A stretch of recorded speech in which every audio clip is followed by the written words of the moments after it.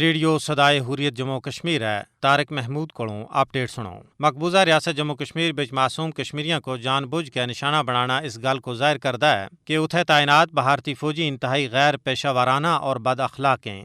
انتہائی بزدلی کا مظاہرہ کرتے ہوئے بھارتی فوج اکثر کنٹرول لائن اتنے رہائش پذیر عام شہریوں کو نشانہ بناندی ہے، جس نال کنٹرول لائن دے آس پاس رہن والے لوگوں کو نہ صرف کئی سالاں تھی جانی نقصان بلکہ بڑے پیمانے اتنے رہائشی مکانوں دی تباہی تھی بھی دو چار ہونا پیا۔ مقبوضہ ریاست جموں کشمیر بچ بستیاں دا کریک ڈاؤن، معاشرے اور خانہ تلاشیاں دے دوران بھی بھارتی وردی پوش درندے معصوم بچیاں اور کڑیاں کو بھی نہیں بخش دے۔ نیویں سطح اتنے آ کے بھارتی فوجیاں سن دسمبر 2020 وچ آزاد کشمیر دے چڑی کوٹ سیکٹر وچ اقوام متحدہ دی گڈی وچ سوار اہلکاراں کو بھی حملے دا نشانہ بنایا۔ یہ اطلاعات اکثر سامنے آندی رہندیاں کہ بھارتی فوج دے سینئر افسران اپنے ماتحت فوجیاں دے نال ناروا اور برا سلوک کر دین، جس کے نتیجے وچ بھارتی فوجی انتہائی قدم چڑھنے اتنے مجبور ہو گئے۔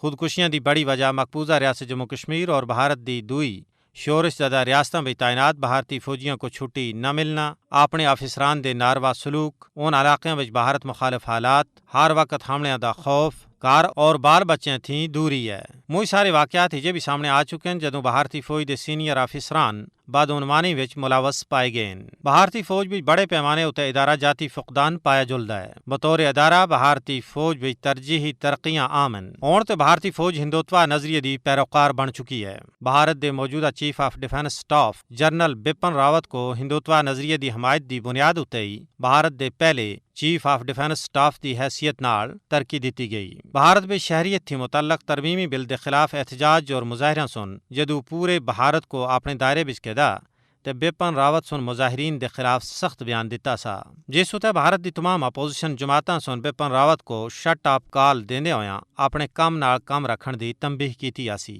بھارتی فوج سیاست دی بینٹ چڑھ چکی ہے۔ فسطائی بی جے پی سن بھارتی افواج کو اس قدر سیاست زدہ کیتا ہے کہ بھارتی فوج کو ہن مودی دی سینہ اور مودی دی فوج نال تعبیر کیتا جا رہا ہے۔ بھارتی فوج دے سابق lieutenant general H S Panag سن نشاندہی کیتی ہے کہ بھارتی فوج دا سیاست وچ ملوث ہونا تشویشناک رجحان ہے۔ جنرل پناگ سن اس گل کو بھی باعث تشویش قرار دیتا ہے کہ بھارتی افواج دے اعلیٰ افسران مذہب اور حکمران جماعت بی جے پی دے نال مچ قریبی شناخت بنا چکے ہیں، جڑی فوج جیسے ادارے دے زوال پذیر ہونے دی نشاندہی کر دی ہے۔